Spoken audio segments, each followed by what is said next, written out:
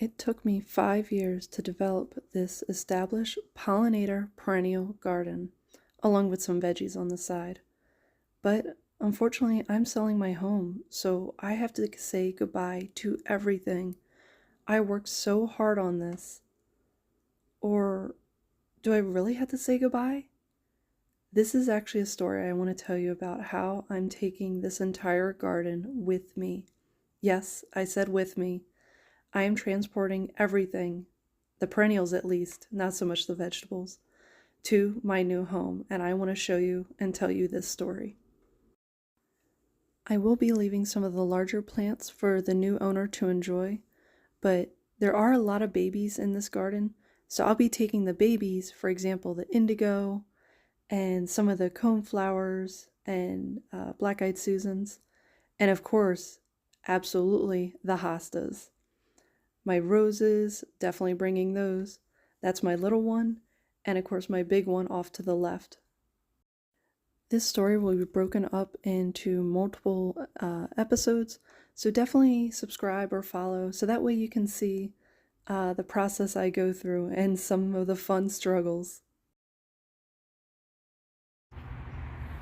Transplanting my rose bush, and I made sure to dig a circle hole about the size of the root base, and you can see that's plenty big. The only negative is I have to dig in 2 rocks, lots of rocks. Luckily they're kind of the round pebble rocks, so they'll cooperate a little bit, but it's going to be a workout. Here's my clematis against the deck. Just going to add my compost, then my topsoil, and then mulch, and then it will be tied right against the pole, and it's a nice sunny spot for about 8 hours of the day. 1 week later, and this is how the hostas are doing. I haven't had any issues. They've been bright, they've been standing up this whole time, and there's room for more. The transplanting is complete. Here's my knockout rosebush, and it has a bonus companion of a miniature butterfly bush. This will only reach about maybe 3 feet high versus normal butterfly bushes that can reach between 6 and 8 feet tall. Sometimes in good conditions they can reach higher. Over here I planted my coneflower. This is the pink one. Everything is going to look very rough. It is the heat of the day, unfortunately, and I need to water. So that's coming up next. This is my blanket flower that I received as a gift. That'll reach about another maybe foot high, and then it'll start laying itself down like a blanket and bloom all summer. And you already know about my indigo baby and my hydrangea. I talked about that one earlier. Over here I have my other blanket flower. Again, it looks very yucky right now because it just got transplanted. My other baby indigo and my dusty millers are doing great. This is my ground sedum. I spread it out over this corner. Here's my clematis. Again, it looks kind of yucky. I had to tie it to the deck, but planted it right here. It actually doesn't look too bad. Coming around the front, here's my other sedum. Don't judge me, it needs to be watered. And then these are my little, they're almost like irises, but they're I think a toad flower. I had to look this up again, I forget the name. But I have 4 of them here, 3 big ones, and then a little baby right there. This is another sedum. They were just little sprouts that I turned into this plant right here. Up in the front, I have my, I'm calling this my fairy garden. It's going to be all miniature plants, and this is the small kind of ground cover hosta that I pulled out earlier. It actually was 2 of them. You can see that I was able to split it really easy. It came apart, no issue. You saw this one earlier. This is another one of my ground cover hostas. It stays very small. That's why I like to call it my ground cover. And I have a lot more of these that I'll be bringing and just circling my whole garden here. And then in the back will be my taller hostas and other perennials. Two of my poor sedums broke off as I was trying to transplant them. But what I'm going to do is I'm going to be soaking this in water for a little bit, and then I'm going to put it right in soil and keep that soil damp, and it should come right back to life and sprout its own roots.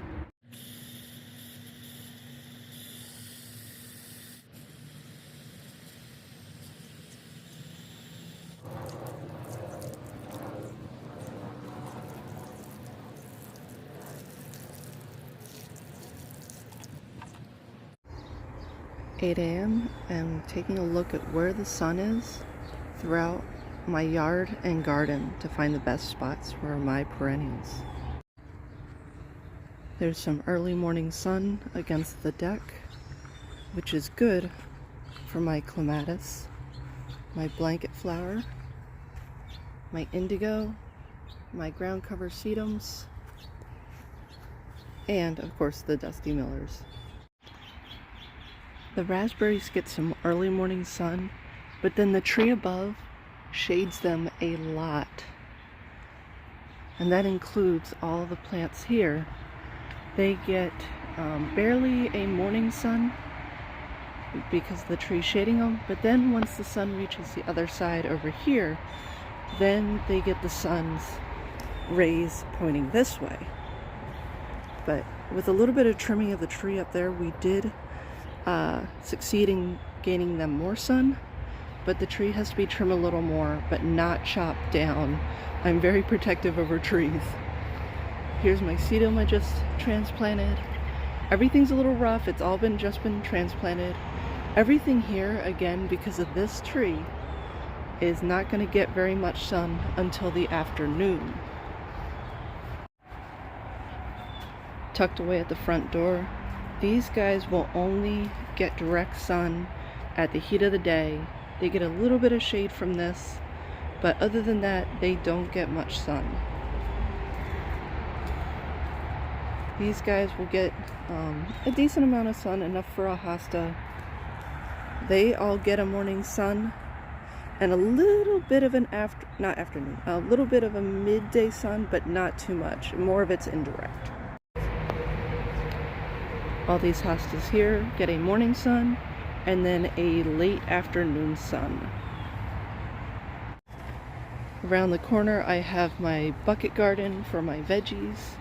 I've kind of been moving them all around from the deck to here, but everything here gets a morning sun, a midday sun, and then starts to lose their evening sun if they're in this little section, but all of this for the most part will get an all-day sun. If I shift them out towards me a little bit more, kind of on that little pathway, they get a lot more sun, but where they are right now is pretty good. Oh look, it's getting pollinated.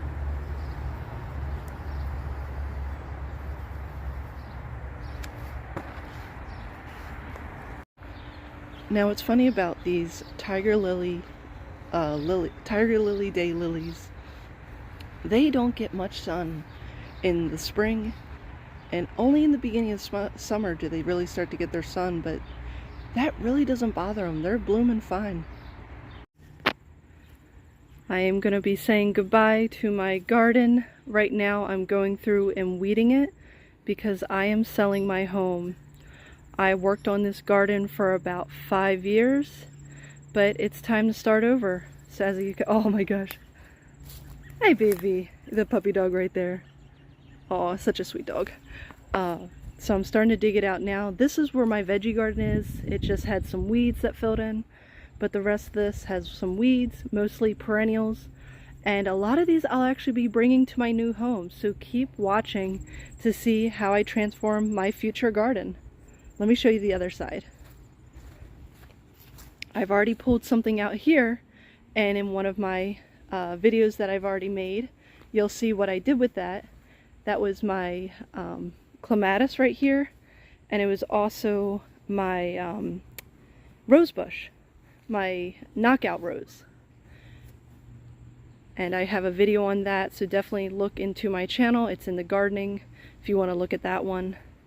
But I also have another playlist. I think I named it like Future Garden, something like that, New Garden. I'll have to go back and double check the exact name I gave it. This is about 20 minutes later. This is the progress. You can see the huge pile of weeds to the right, just to the left of my shadow, and inside the garden here, clearing out a lot. Now these are my little toad flowers, these ones right here. But what's been happening is I pull up a weed and I pull up all of them too. So what I'm gonna do is, as I accidentally pull them up, I can't plant them back in this really damp soil. They won't survive. So I'm gonna keep them in a cup, keep them in water, you know, damp water, and then when they get to their new home, I will replant them in nice moist soil. Here's another look at the garden, getting more weeds out. Now that the sun's, oh my gosh, this bird is going after the worms since we dug everything up for it. Robins are not scared. But here's the garden now that I've gotten a lot of the weeds out. You can see that it took quite a bit of work. But like I said earlier, I was taking my little toad flowers and rescuing them in this little pot here. What I also wanted to show you was this side. I've been weeding this side a little bit more. Ignore the junk everywhere. My nose is a little sniffly too, because of just getting down into everything, the dirt and the pollens. But this is my, oh my goodness, that plane. I'm gonna pause for a sec. Now that that plane has flown away, here's my other two clematises. But I wanted to show you something that can happen in your garden you might not notice right away, is you could get a clematis or a vine that looks very similar to a clematis. It has almost this heart-shaped, you know, really long, lanky vine. And it took a little bit of my clematis with it when I was pulling it out. But this is called a morning glory. They are a very popular plant to have if you have an area that can keep to itself. But they love to travel, they love to creep. For example, look right here. It's creeping all the way from the back of my garden, or from wherever the birds planted it. Here it is, creeping. It nested itself on top of my clematis, and then started taking over. It was covering this whole thing. Oh, here it is, right here. Oh no, that's my coneflower. No, I'm sorry, not coneflower, clematis. But anyways, so be careful that you don't get tricked by nature. There's nothing wrong with them, you know, if you want them, but I didn't want it in my garden. But another positive is, while I was digging, I found a baby clematis right here. If you look right here, see, it's by itself, and oh, I snapped it. Ah! Okay, it's by itself in the ground right there. That little snap won't hurt it. I'm not happy that I did that, but you can see how it's just shooting out one long vine to try and reach the sun. Obviously, it was in the dark, smothered by a lot of weeds and plants. But yeah, they produce babies, which is great. I pulled out one there. Here's my second, third, and now my baby, which is a fourth, which most likely will become a hybrid, because these were all different colored clematises, and as the bees pollinate them, they could mix that up. So I'm actually curious what it would become. I realized I misspoke earlier. This is called not a toad flower, but it's called a blackberry flower, or not, sorry, lily. Blackberry lily, or a leopard lily is another name for it. I was completely misspeaking there. So that's all the tall ones here, and that was the one I was accidentally digging up as well. The other one I couldn't recall the name, but this one is called a garlic flower. There's a tiny itty bitty garlic bulb at the bottom, and it shoots out all these little garlic seeds. I am not 100% if you can eat them. I think at a certain point you can eat them while they're growing, but don't quote me on that part. But what I'll do is I'll cut them down. They get these really pretty white flowers that you saw earlier but now they're just really funky, you know, seed pods that don't exactly look nice against everything else.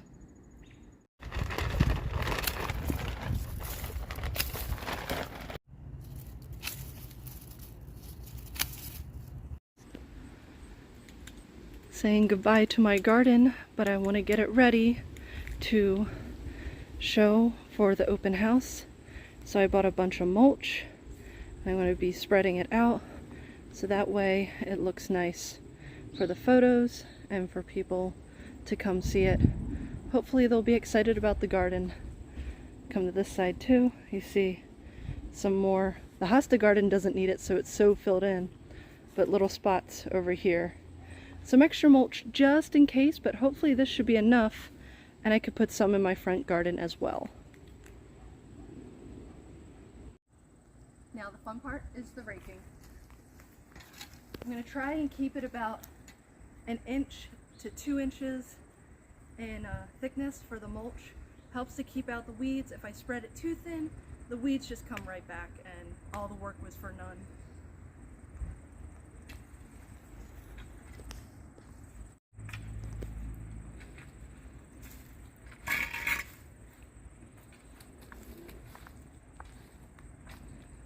I do have some small plants in here like my creeping Jenny. I'm still keeping them exposed because they're really good at keeping out the weeds. Plus it gives a little bit of color and stripe as you look at the flower bed. These are, once I had all my veggies, I had my walking stones and stumps, but I'm just going around them and now they're more of landscaping decor. These I showed you the before. Now here's the after. Spread out the mulch. Brought my big giant ceramic jugs to the front. They were buried in my plants in the back here.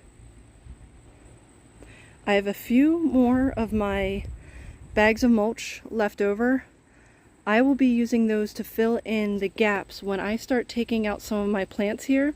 Not all of these are going to stay. A good chunk of these are actually going to follow me into my new garden. I spent a lot of time raising these. I didn't want to just give them up. Moms, you know how this is. So these are my babies and I want to keep them as long as I can. I brought out some of my little stepping stones to fill in some of the empty gaps. For example, where I already pulled out my knockout rose and my clematis, and possibly bringing these two, maybe my baby over there, that might be the easiest one to travel with, but definitely my double bloom peach or orange daylilies. I am just loving these a lot more than those, the kind of standard yellow ones you see. I see those everywhere, so I wanted something more unique. But let's take one more look and say goodbye and have so many good memories. My mom also just started a YouTube channel. It's called Start with Coffee Adventures. I'll put that link in description the link into the description. It's about traveling. It's also about gardening. She has her own garden that she's been taking care of for a while. You may see some of my plants in there.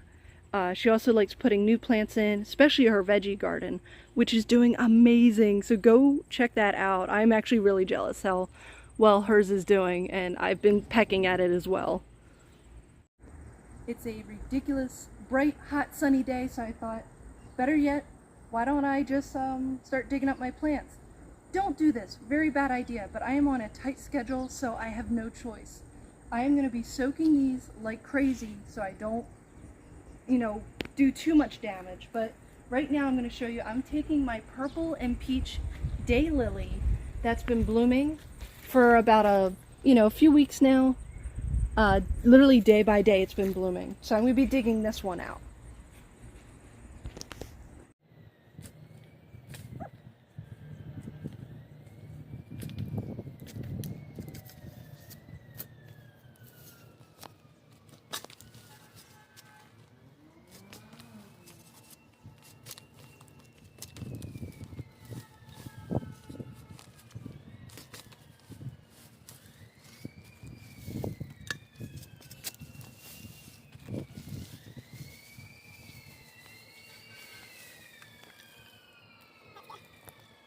Now I'm going to take a grocery bag, preferably one that doesn't have holes in it. This is going to hold the moisture inside the soil for my plant. Now, there will become holes, holes will develop, but you see all those exposed roots? I don't want to do that to the plant for long. So I'm going to try to wrap this up and then store it in my container right here as much as possible. Garbage bags are also, pretty useful. I didn't have any. Unfortunately, I should have went out and got some more, but at the moment I have this, which is actually working out perfect. So I got that all in, got my roots in. Oh, and this is a chance for you to weed as well. Get all that stuff out. Extra debris, get that out too. So now I'm gonna immediately water this and keep it in a shaded area. Shade, shade, shade. Keep it moist the whole time. Definitely with a garbage bag too, what you can do is you can also put one around this if you think holes developed on the bag on the inside. But keep that soil moist or you could lose your plant. You can see the size of my daylily here, and you can see now it's been like a desert this summer. Very hot, very dry. This is what they produced so far. All of these flowers, so it's just been blooming, blooming, blooming. I love it, but they get shriveled very quickly when they get dehydrated. And all these dead grasses, it lets go of some of its grasses to focus more on the flower. But what's great about this is you can see how much I can split this. If I wanted to be greedy, I could split this probably into 6 different plants, but I'm going to be on the safe side and stick between 3 and 4 at the most. But there's about 6, maybe even 10 plants in there if I really wanted to be, greedy, but I'm not going to do that right now. The next one I want to take is my purple coneflower right here, but right below it, this is a little dwarf white coneflower. If you have one of those, make sure you plant them in the front. Everything else will invade and take over and smother that one. You won't get it. It could end up dying if this kept growing larger and larger, because these are very, very dominant plants. So I'll be taking those out next.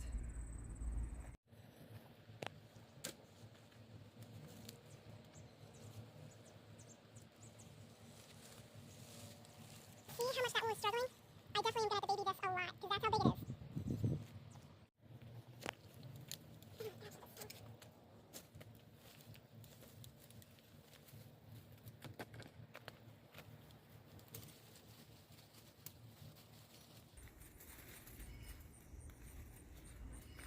I'm reaching into the plant.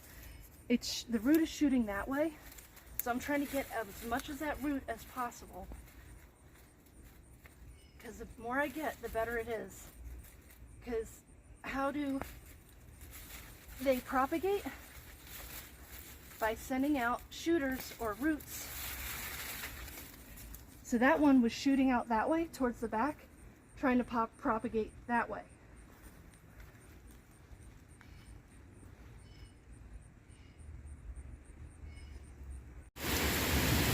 If you look closely in the back seat, you can see my plants in the car already fogging up my windows.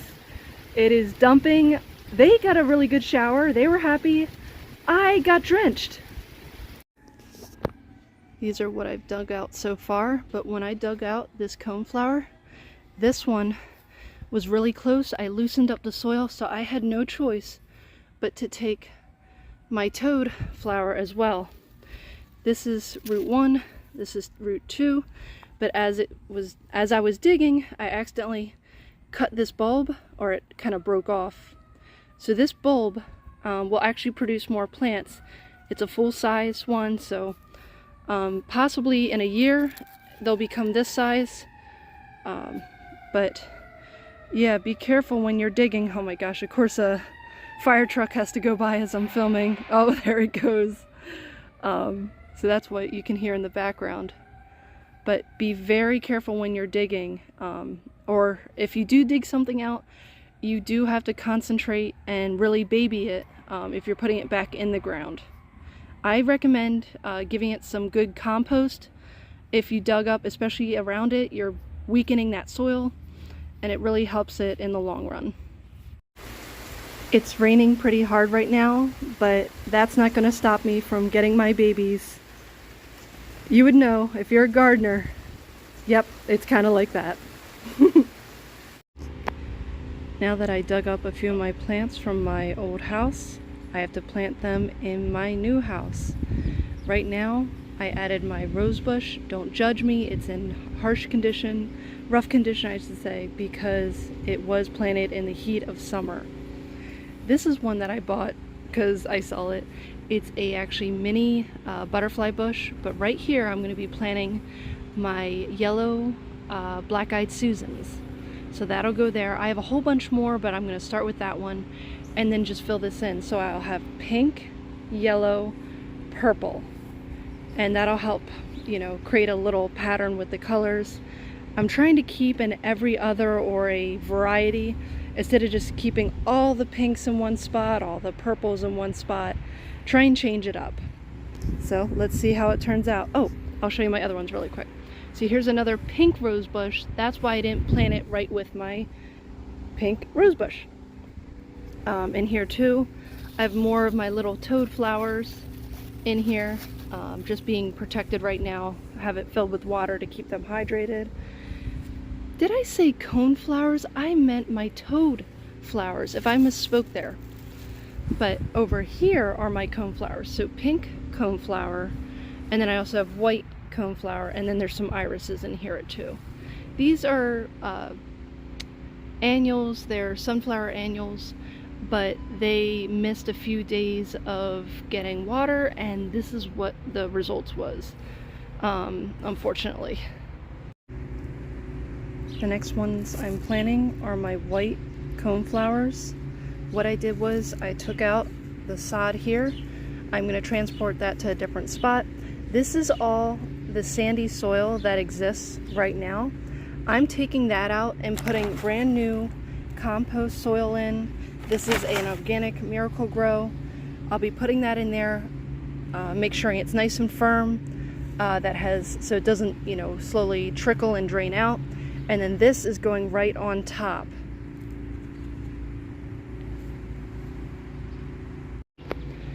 If you notice with planting both of these, I leave a little pocket or a bowl shape in the soil.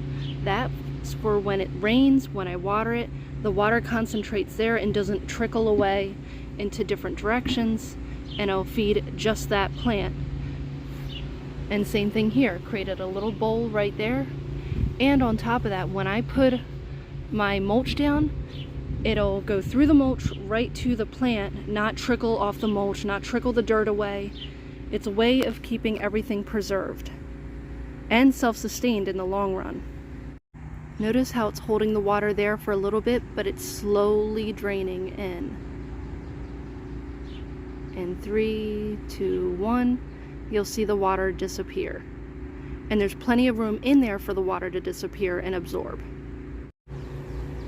If you ever have trouble sizing or spacing where your plants will go, put a pot that, for example, these sunflowers, right in the center, and it'll kind of give you an idea of what does a full-grown plant look like. Definitely, you know, read up on which plant you're, you know, growing. So for my first year, when these come back, they'll be about the size of this pot. And that gives me an idea of how much space I need. And then when I want to propagate them the following year, they'll probably be twice as big again. So either I make space in my garden or I remove them and transfer them to another spot. But this also helps to protect, if you are planting right in the lawn, like I am, then it helps protect the plants from someone mowing them over accidentally. If they don't notice that the plants are there, versus the larger ones like the butterfly bush or the rose bush. For example, that's hard to notice. So that could be mowed over, that could be mowed over, easy. But let's start with now my rose bush. This is a fun fact. So I noticed when I pulled out my rose here, it wasn't one rose, it wasn't two roses, it was actually 3 roses in one. And my assumption for this is that the rose was actually grafted from another rose. So what I mean was, by that, is that this stick right here was actually part of like a rose bush, just like mine here. Now obviously not that one exactly, but what they did was they grafted it, got it to root, and then planted it in soil, and that's how they created this little mini rose that I have here, instead of growing it from seed, which takes a lot longer. It's a fast way to grow it inside the greenhouses. Now for my next trick, I'm going to be transplanting these double bloom peach or orange daylilies into my little daylily area right here. These are all yellow standard daylilies. They bloom really early, around late June, July-ish, but those blooms die out pretty quick. These last a little bit longer, which I appreciate. They're a lot more pretty. I like their grasses a lot better too. So what I think I'm going to do is I will still keep my yellow ones because they do bloom before these. So everything will have a flow of, yellow, then orange, peach around, the summer. And then these are my peach and purple ones right here. These grasses also stay a little bit more sturdy, and I might make that one my centerpiece in the middle, but I have to first take out all these lava rocks. I am not a fan of putting rocks in a garden.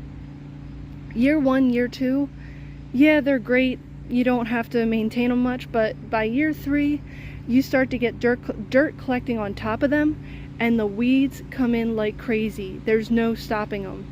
In my opinion, the best weed protector is mulch. Here's the end result of my garden, but I want to show you really quick.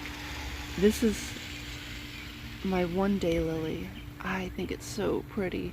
I'm so happy I got one more bloom out of it before it, kind of finished up for the season. Hopefully I'm going to try and get more blooms out of it. I'm going to try a strategy.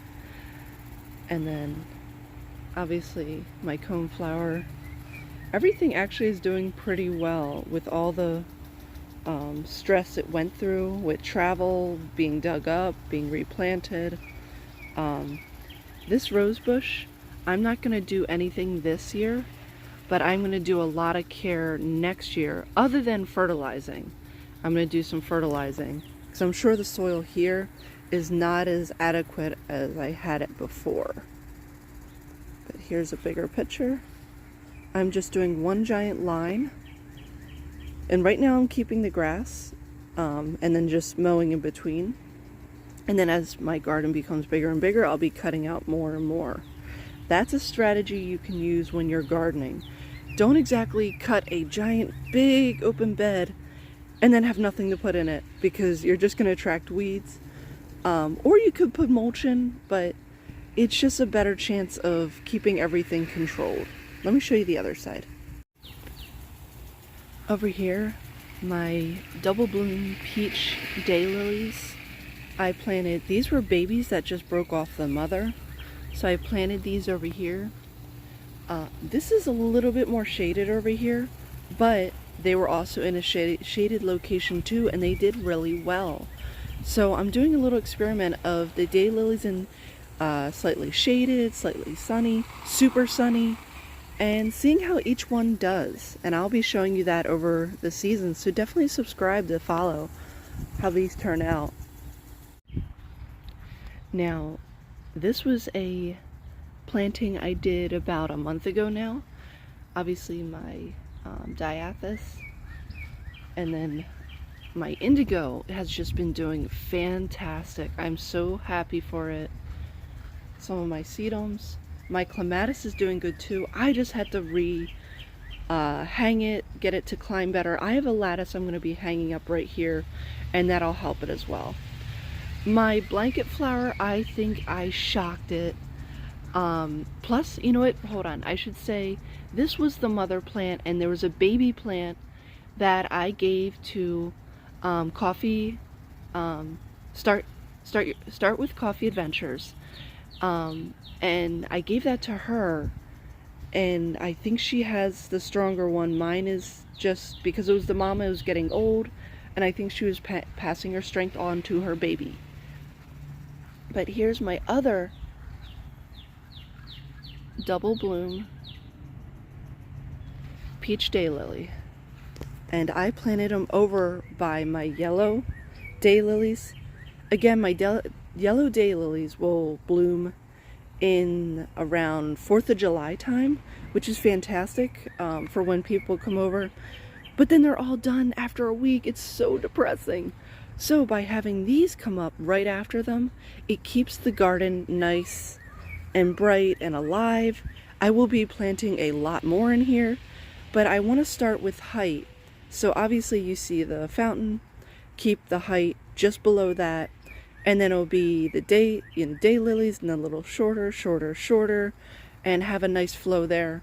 Now, note that the yellow daylilies love sun, and these get the least amount of sun. So look how sad that one looks in the back versus this one. Note I did cut this one in half. So it's about, well, it's looking really choppy right now because I messed with it. But look how it's twice, if not three times the size of the one back there. So if you want to have daylilies, make sure you have a full sun area. Except for these ones, they're pretty tolerant of where they go. One last look at the outside. My deck, which was huge, and the gazebo was fantastic, even on rainy days, which this might turn into a rainy day. And my garden, which I will miss so much. Some of it I did try to take with me, especially plants that I spent a long time with, but the rest of this, hopefully the new owners will enjoy.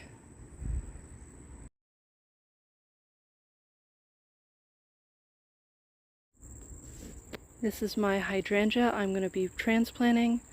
It's in a little bit of sun in the morning, then it gets shade almost all throughout the day, and then finally it gets a little bit of sun in the evening. I'm moving it to a more sunny spot.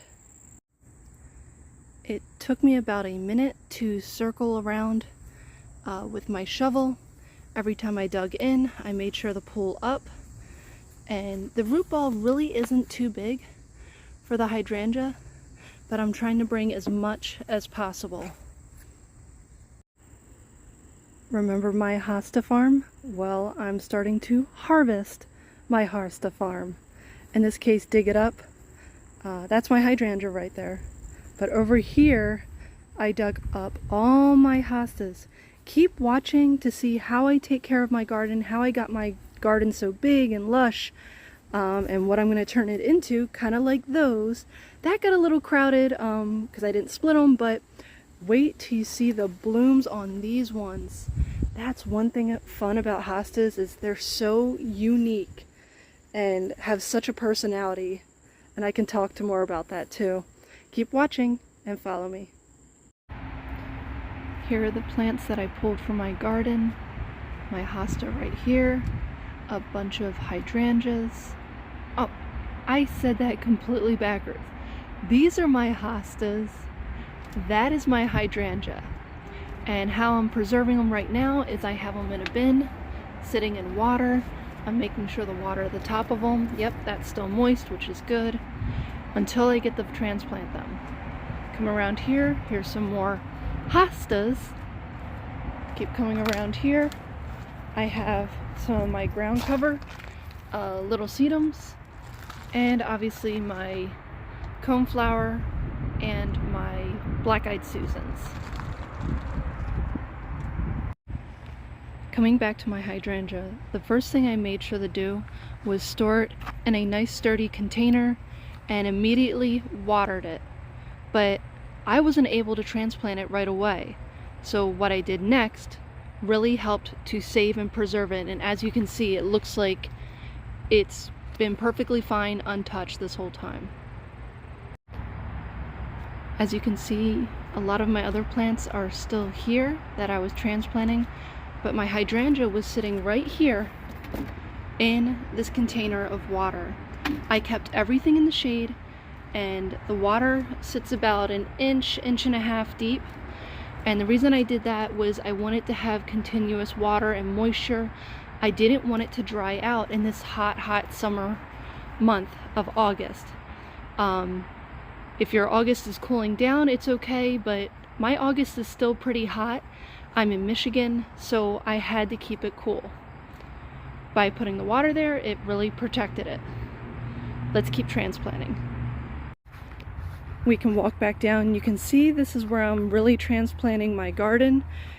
Keep following me. I'm gonna have a ton of videos talking all about it, but in this case we're talking about my hydrangea right now. So let's get planting. I'm gonna take it out of its bin, and then, well, not yet. I'm gonna dig the hole first, then I'm gonna take it out of its bin, measure it once more, and then come back and I'll be planting it, and I'll take step by step of how to do that. Here's a look at the root ball before I place it in the hole. My extra soil that I will be using, I put into a separate bucket, and now I'll be placing it in. It's a little hard to see in the sunlight, but you can see the darker soil down there. That is soaking wet compost. I made sure to put that in first to allow some nutrients for the hydrangea. Plus giving it a moist bottom, you know, helps the roots as well. And then obviously I'll be soaking it after. But the soil was very dry down there, so I didn't want all the water to just seep down and then flush away into the ground. I want it to actually help my hydrangea. Welcome back to Green Bee Explorer. Today I'm going to show you how I take care of my black-eyed Susan, and maybe a little bit of coneflower as well, the pink one. Just before this I had a video talking about how to take care of my hydrangea, if you're interested in that one. But this one actually came from my old garden, and I'm transplanting my plants slowly into my new garden. So in this case, my black-eyed Susans, the yellow ones, and the coneflower, the pink one, I'll be transplanting them right in here, and to share a spot in my garden that I'm balancing out to bloom seasonally. Right here, I already cut up my sod, so I'll be pulling that out, and I'll be putting that in another spot that will be useful in growing grass. But I'm going to dig a nice big hole, and I'll show you that hole as I continue. I sized my hole up to my root ball right there, and it's about the perfect size. I'm trying to keep these a little bit controlled for now, and then next year what I can do is just dig a little bit more of a hole, and then it'll reach out further and further and expand. They travel and expand themselves, or propagate with the roots. The roots send out shooters, and then from the shooters they create more plants. This was one of the plants and shooters from it. I'll plant that in another location, but keep following and I'll show you the next step. Now just add some water.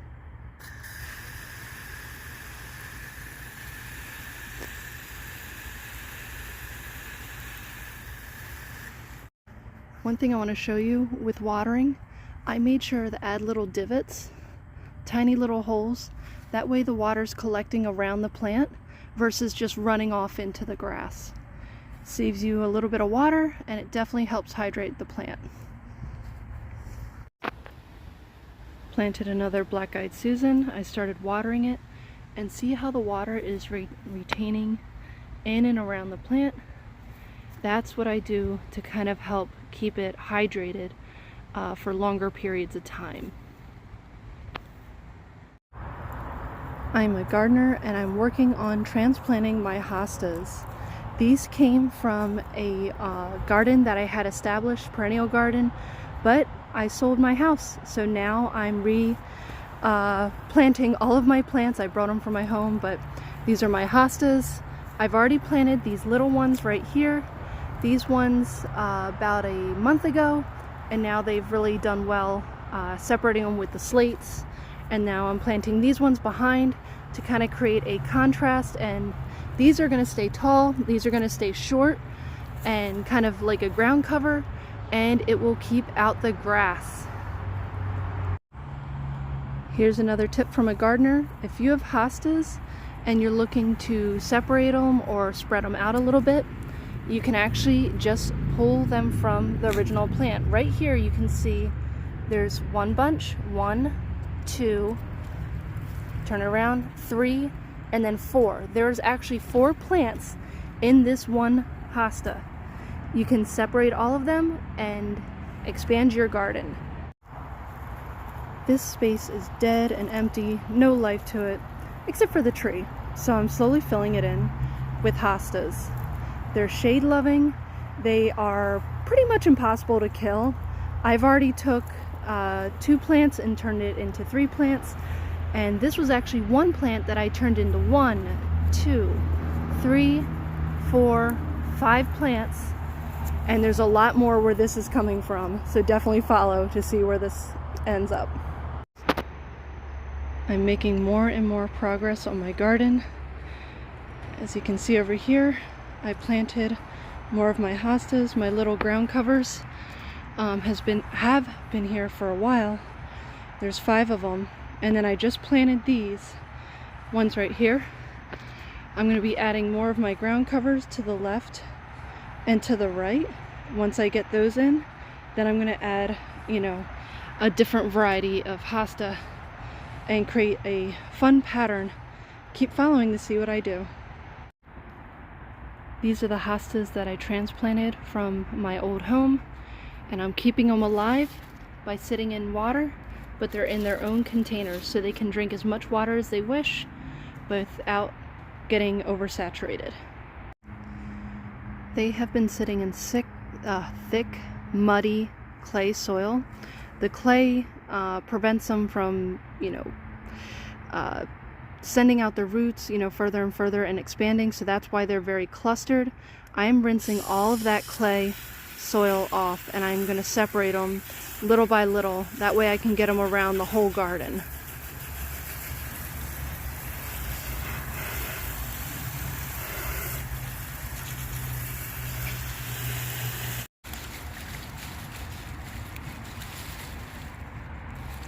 Just trying to get more of the clay off. You can see it's doing a lot better.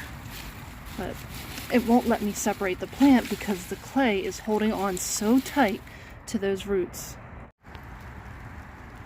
After about 5 minutes, well, not 5 minutes, more like 2 minutes of separating them, you can see I got about 5 plants. That one I could probably separate and, share it with one of these that's a little bit smaller, or turn it into a 6th plant. And it's starting to rain on me, of course. Lucky me. But I want to get these planted. I have them placed in their holes. Like I said, that one that was a little skimpy, I added an extra one to it. That way it filled in a little bit better. For example, this one I'll dig the hole a little bit bigger so they have their own space. But coming over here, I have 2 more, and that's the one I pulled it from. That one was huge, so I separated that one. And that was one of my plants. I do have more, so keep following me to see the results. A few more minutes and I have them buried. This is the result. I'm going to water them really quick. Now, one thing I want to note is when I did this, I created a little divot or circle around it, so that way when I water, the water's not trickling away, it's going straight down to the plant. The other thing I can note is the water is going to move the soil a little bit, and by moving the soil it's going to fill in any of those open spots that could be around the roots. Then I'll be able to add more soil on top. Then on top of that, once it becomes established, when I add the mulch isn't going to cause the water to trickle away either. The mulch will let the water seep through and go straight down to the plant. and saves you water, saves you having to water in the long run, and it really helps the plant out in the long run too. Let's take a look at the rest of it. Oh, I forgot to tell you, I put organic compost in here too. So right around the roots of the plant, I gave it organic compost. That way the roots have some nutrients. This is very sandy soil. I have not checked what kind of soil it is. You know, I'm not doing that lab test. But yeah, so this really helps it in the long run as well, giving it some nutrients. When we bought our house, a fountain came with it, but unfortunately the fountain wasn't working. But they said use a little bit of dish soap. I think we used too much. I'm slowly making progress on my garden. That's when I worked on to my left. Those were just itty bitty babies about this big, and I propagated them, got them a lot bigger. They're doing really well. They're just very limp right now because when I got them, the leaves were extremely long and everything's kind of flopping over before the new growth comes in. And I can talk more about that. But my next project, other than my project over there, which you saw that earlier, you can refer back to my video, this is my next project. These are daylilies and they get no sun because of the trees. So I'm transplanting them to a different location and putting in my hostas. We didn't see the hostas I'm picking for this side. All of these hostas I pulled from my old garden. I sold my home and took some hostas with me. I'm putting these nice lime green ones there. If you saw over there, there was a lot of green, but I'm trying to make everything pop a little bit more. That's why I'm bringing more of this yellow lime green in right there. And I'll show you later on where I'm putting the rest of these as well. You can kind of like these inverted ones, you know, they have the little bit of lime and yellow on the outside versus these are a little bit lime on the inside. So keep following and I'll show you my progress on how I plant these. First thing I did was pull out all the lava rock from that area. I'm going to be adding mulch all in here. Mulch over time gives your plants more nutrients. In my opinion, it's a little better at keeping out the weeds too, as long as you manage it well. You know, don't put your mulch down after all the trees throw their seeds and petals and spinners, because then it works negatively. But if you do it before everything starts pollinating and shooting out their seeds, then it works really well as a barrier between that. But I'm gonna start digging these out and digging the holes just a little bit bigger and a little bit more outside. So I'll dig the hole here and then slightly outside, you know, dig a nice big hole here, a nice big hole here. The reason I want to dig a big hole is because I want to give my hostas plenty of room. They are going to be battling roots, and roots. So I want to make sure they get their own space and start their own roots initially. That way they have a better chance of doing well in this space.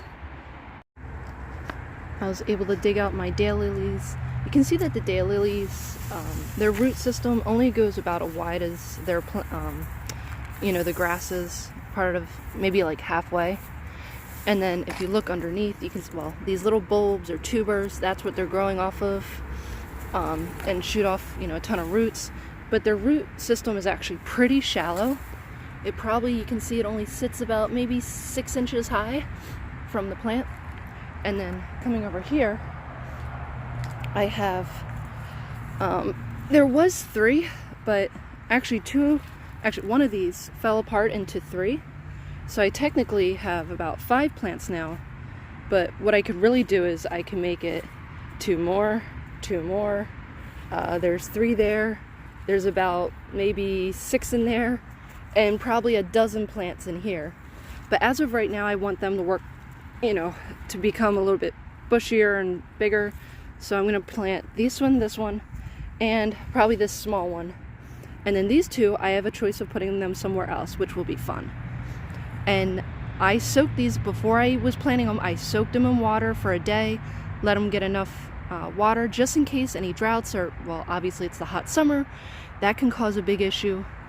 And then my holes right here, I still have to dig them out a little bit more. And I'll be putting some compost with the soil to help give it some life. This is pretty dead soil right now, hasn't seen sun, it hasn't had any mulch, so it's really lacking nutrients. So that's why I'm going to put the compost in and make it a little bit wider to give them room to grow and really fill out in this whole area. One sign to tell if you have healthy soil is if you have worms. This is the only worm I found, and he's not doing too well in all of this soil. So this tells me that this soil is really lacking, and I'm pretty sure it's because of stones bringing no nutrients to the soil versus mulch. This is just a quick look before I bury them. I put my organic compost right in here. You can see the the contrast and difference in color, so that gives them a lot more nutrients, helps them for the winter time. And then I'm going to use the soil here and just bury them slowly. One thing I do want to do, and I'll show you at the end, is I'm going to create like a little divot here. That way when it rains, the water collects around the plant and just doesn't, you know, flow away and waste water in the end. A little bit of love and everything is planted. Now just to add some water. I have been expanding my garden all over my property because I sold my other house, which had an established perennial garden. You can see that in one of my other videos. You can go to my playlist, my garden playlist, you'll find it there. But this is what I've been working on. This came from my hosta farm, which I worked hard on making, you know, propagating and finding unique hostas, and now I'm going to be spreading them all over my property. So I got 3 there, and then I have 2 more. Oh, nope, I put them away already. But I can also spread these out too to more sunnier areas.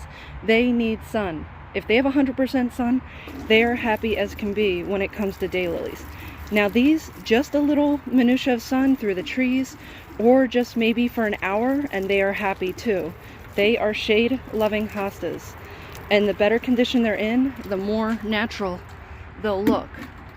So this one, because it gets a low sun, it'll stay nice and bright, but if it starts getting a super heavy sun, it'll start fighting that by changing color. Now this is just, you know, the baby, it'll turn just like that. But depending on the conditions you put the hostas in, and you want them to be a certain color, then that could change that depending on the amount of sun. The one on the left and right will really bush out, and then the one in the middle will probably double in size and fill in that whole area, and they'll work nice together. It's always recommended in gardens to plant in 3s. So for example, over here, this one was planted in 3, and you can kind of see them big 1, 2, 3.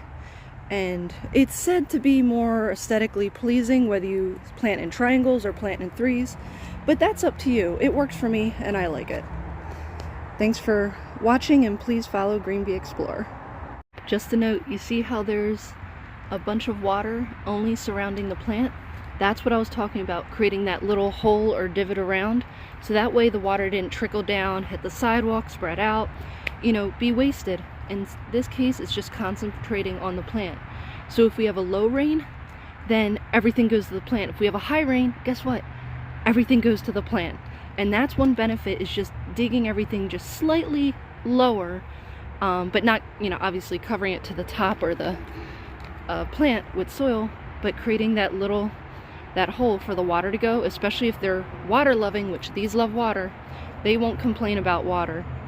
But then the mulch will fill that in, and you won't even notice that little divot in your garden. But it definitely reduces watering. When I got the house, it came with a Japanese meadow weed.